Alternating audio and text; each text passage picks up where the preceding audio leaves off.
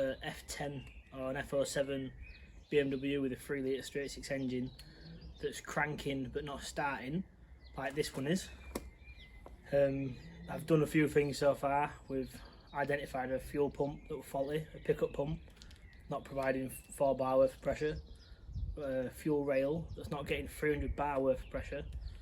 There's been a new high pressure injector pump put in it because that was found to be damaged. And now we've narrowed it down to the leaking injectors. So I'm going to change 6 injectors for 6 reconditioned injectors, and I'm going to show you how to do it in case you need to do it as well, because it is something you can do on your drive and you shouldn't have to pay a mechanic to do it. That being said, I'm not a mechanic, but I like to muck around with things, so if I can help someone save a bit of money, hopefully we can do it. So let's have a look. So as we can see under the bonnet, I have already took the should be a cover, goes over this, and then there's an air filter on top of that and there's a cover on top of that. They just clip on to these here and they clip onto them, and then they push in to these back here. They're really simple to take off, but if anyone is struggling to take them off, you know, send me a message, I can help you out. Then you want to, this is your return line for your injectors. I have took mine off already. They just, this white section pulls up, so it normally looks like that, and you pull it up, it looks like that, and it pops off this here, and this is where my injectors were leaking from. I'll put a video in so you can see them leaking. And as you can see, there's a lot of diesel down there. I'm on a bit of a slope, so it has run back. So what we're going to do to remove these injectors, we're going to have to unclip each individual injector, which now the battery's off, we're safe to do so. Excuse me trying to get that. Simple as that. You just push down on that back clip, make sure you're pushing all the way, and then pull it back and it should pop if it's a good connection. So you're going to do that for all 6 all the way down to the end, and if you're short like me, the end one's hardest one to get to, but it's still doable. So that. And then once you've got them off, we're going to be taking off these lines, which are 19 mils I believe, but there's potential to be, you know, quite a bit of pressure in here, so just be safe doing it. So once we've taken our injector pipes off, I've took off the rail as well because they just get in the way, and you can only put them back on one way, so you shouldn't really get them mixed up, but I've seen weirder things happen. And then we want to be taking these injector clamps off. These are, I think they're 10.8 bolts, so they are quite tight, and you want to be using an E10 socket on that. So we'll get taking them out as well. You want to try and get as much crap out of here as you can. As you can see, I'm using some of my best kitchen roll to try and get it out, but anything's better than nothing.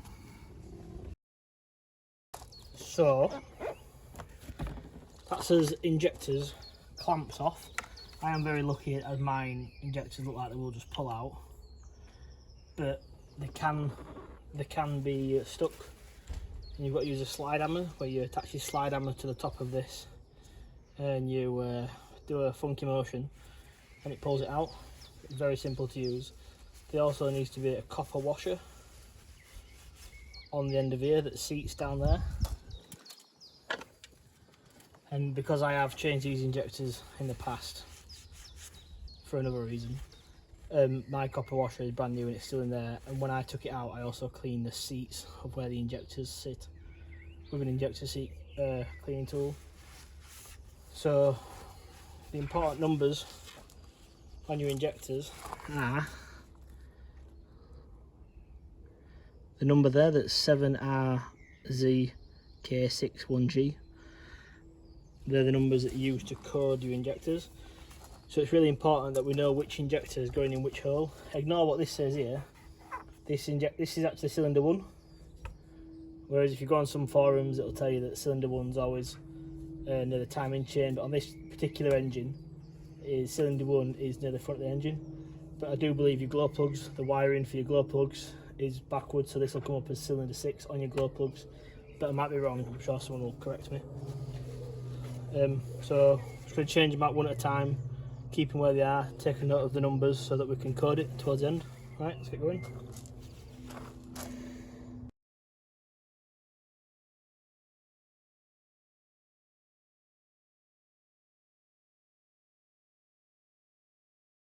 So now we've swapped all the old injectors out.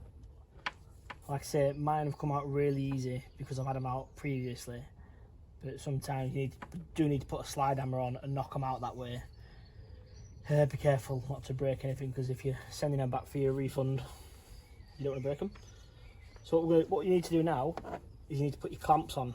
And to put your clamps on, usually, this bit, let's see what we can see.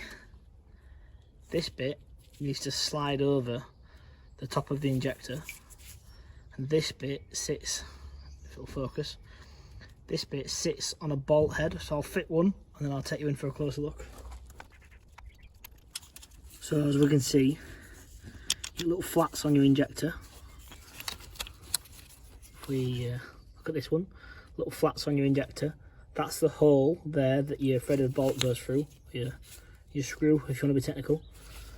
And the end of the clamp sits on top of this fixing here, so you can't fit them wrong. You could possibly fit it 180 degrees wrong, but then your plug would be in the way. But you do need to slide this onto your injector before you put your bolt in, otherwise you might struggle, and it's just better practice. And when you're doing your injectors, you might need to clean the seats out, but just get your phone, use a torch, look down the hole, and you'll be able to see. If they've been sealed, they shouldn't be too bad, but if they've been leaking, like blowing by, you might be full of carbon. So I'll get these fitted and I'll get back to you. So we've got those clamps on. There is a torque value to that, and if I can find it, I will put it somewhere for you. If you're interested, they are 10.9, so they are strong bolts, but don't snap them because that will not be fun getting that out of there. So what we're going to do now is put the injector lines back on, starting from the back to make it easy for yourself, and remembering that there's two that cross over. Again, you shouldn't be able to put them on wrong, but I'm sure that I'll give it a good go in a second. So that's all injectors piped back up. If you're going to do this, do yourself a favour and buy a 90mm pipe spanner, because it's just easier. Some people will probably tell you not to plug your injectors in because they might trigger to fire once you get 300 bar in your rail. But what I'm going to do now is I'm going to put the battery back on, I'm going to leave my return line off, crank the engine over a few times, come back and watch this footage to see if I've got any leaking injectors, and then go from there. Yeah, you could benefit from bleeding it, but the system will bleed itself. Yeah, you could get an airlock, but you know, this is like my 4th time having these injectors out, so I know how it will work. But you can do all that stuff, it will be better. So I've got some on-site car, and what we're going to do is we're going to crank it over. There's going to be a load of air in the system, but we're going to try and build 300 bar up in this rail. But mainly we're going to check that there's no fuel now coming out of the return line. So you want to crank it over?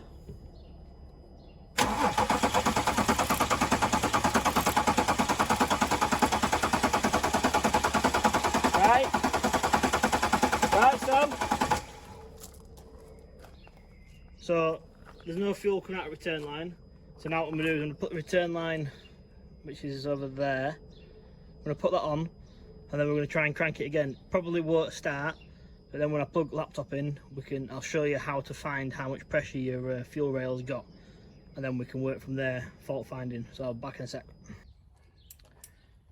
Right, so we're going to start it now. We've cracked an injector off after pressurising it up a touch to bleed a bit of air out. Not a right lot came out, so we're going to try and start it again and hopefully it'll run. Right, you want to start it?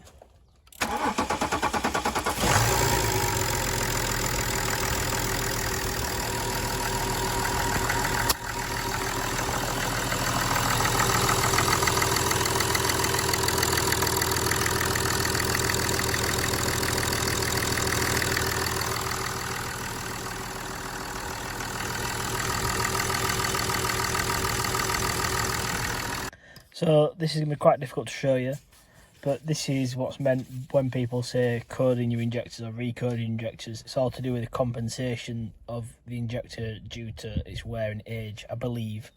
Probably wrong, but if you've got ISTA Plus, you find your way to the injector quality compensation, you enter in your new values. So we're going to do a new value. I've already done cylinder 1, 2 and 3. So we're going to do cylinder 4. I'm going to enter that. And then cylinder 4 is A81M8EG, which is there.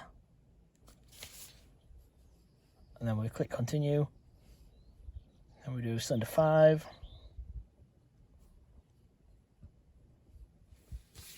So if you're wondering as well, ISTA Plus is the software that you use, one of the softwares that you can use to talk to BMW ECUs. You plug into the OBD2, and then I've got an RJ45 cable that you can just about see down there into the back of my laptop, which you can then use to do jobs like this.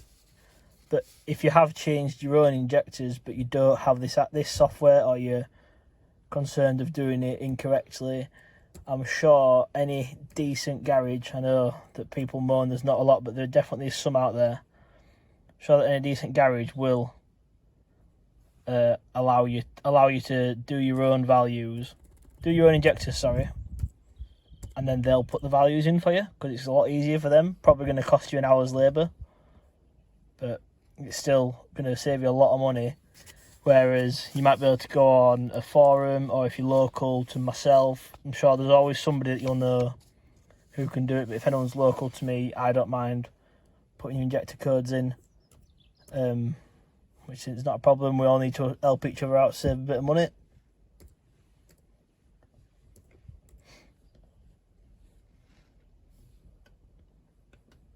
So one last cylinder to do. So clicking yes. Continue. Which cylinder would you like to do? I'd like to do cylinder 6. Continue. Get my paperwork out. Cylinder 6 is 8ZHK5NH. Continue. And then we can check all these, so we know cylinder 6 is right.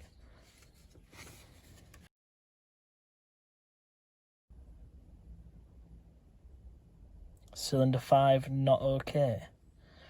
Okay, so let's have a look.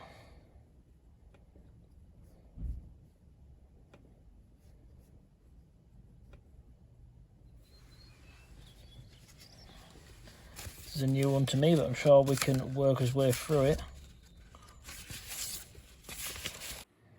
So, if anyone's having a problem where it comes up saying not okay, I realised what I was doing wrong is there's no such number for an injector as 0.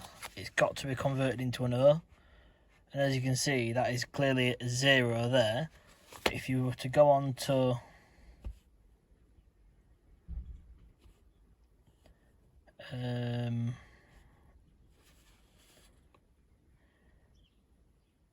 find it,